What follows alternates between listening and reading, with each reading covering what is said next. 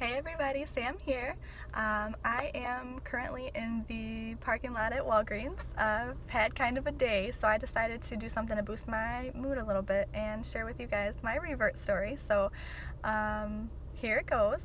And yes, that is baby Imani sleeping in the background.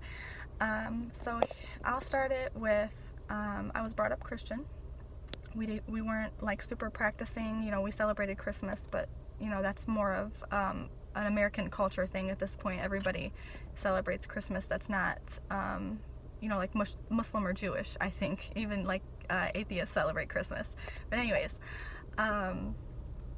so yeah, I was brought up Christian. I've had a lot of different experiences in my life, some really good and some really bad, and that influenced my choices as a teenager. I was pretty wild. I rebelled in a lot of different ways. You know what I'm saying? I was super into self-medicating. I smoked a lot of weed coming up, as a teenager. And I mention that because Islam changed a lot in my life. So I bring up the bad stuff so you can understand why, Islam was so good for me. So I was 16. Me and my mom and family, we moved to another house in Detroit. There was a Muslim family across the street.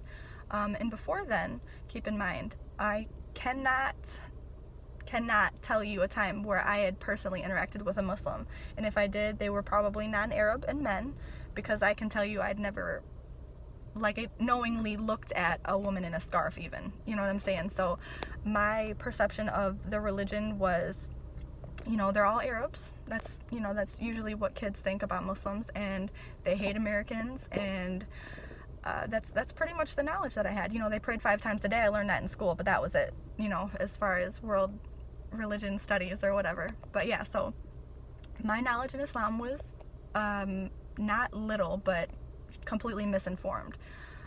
So yeah, meeting them was like an awakening, you know what I'm saying? So seeing these people that are so sweet, and the daughter didn't wear a scarf, but the mom did, and the dad was super religious. He fasted outside of Ramadan. So it was nice to see the difference in what I thought versus the reality. And then going forward, I had met someone who, I remember my first interaction was talking about a Marilyn Monroe tattoo that I wanted to get on my back, and he was like, but why though? That's really dumb. So he just instilled in me to basically think before you act, simple stuff.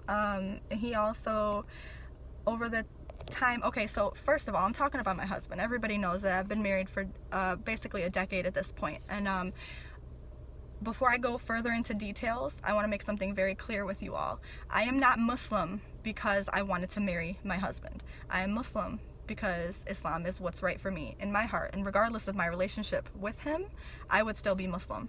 So please do not accuse me of faking my religion for a man, because it's very common and I'm aware of that, but I'm surely not the case. Anyways, so we met, and we would argue about a lot of things.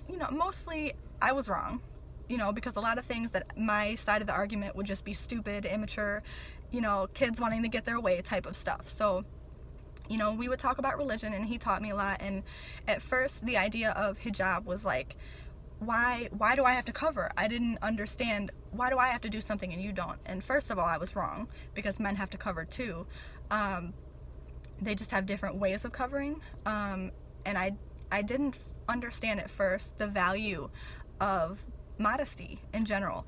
And then even when you take away all the other things, hijab is for God. You do it to show your dedication and love for God. That's just like the basics of it. So when I understood that, or when he explained that to me, it was such a beautiful thing. And the more I learned about Islam, the more I kind of decided that I needed it, because Islam is not just a religion. It's a way of life. It's every aspect of your life. Eating with your right hand and not your left. Saying Bismillah before you take a bite. There are a lot of parts of Islam that is a positive influence in different aspects of your life. And I saw that learning it. You know, I saw how beautiful someone's perception on the world can be when they're looking at it through the eyes of Islam. And that sounded so corny coming out. I swear to God, I didn't mean to sound so corny.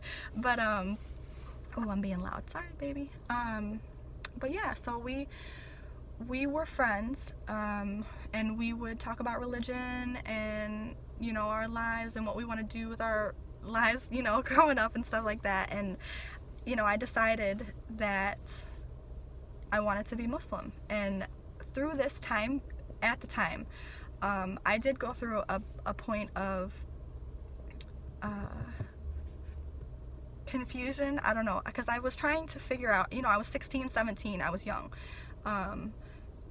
We don't think clearly when we're teenagers. So I was struggling with understanding my own feelings of whether or not I loved Islam or if I loved my husband, or both. You know what I'm saying? I was trying to figure out if I was doing this like 100% for me, or if I was being, you know, the typical teenage girl, just trying to make her, you know, this guy that she liked, like her back. You know what I'm saying? And it was a tough time for me. But when I can't tell you for certain the moment, but there was a moment, and I just, like, I needed Islam, but I needed him too. You know what I'm saying? Like, it was like a package deal, kind of. Like, I knew I could be Muslim on my own because I feel it in my heart, and I believe, you know, the teachings of Islam. But he just brings it out on me. He makes me try harder to be a better Muslim. You know what I'm saying? Like, you just wake up in the morning and I need to pray. You know what I'm saying? Like, he's that person for me. So I love him for so many different reasons and ways. You know what I mean? And this did not, I didn't intend to have this be about my husband at all, but he really did save my life. And I say that all the time, and my mom kind of laughs, and she says it a little bit too. But I'm gonna stop actually, because I think I'm gonna cry. But I love being Muslim, and I love the community and the family that I've joined, and I love that my babies are gonna grow up to be Muslims that just, well, obviously they're Muslim now, but just knowing that they have that makes me so happy. So again, please do not ever assume that I am the type of woman that wears a scarf because she got married to a Muslim, because that's not the case. Us ladies over here, we love Islam.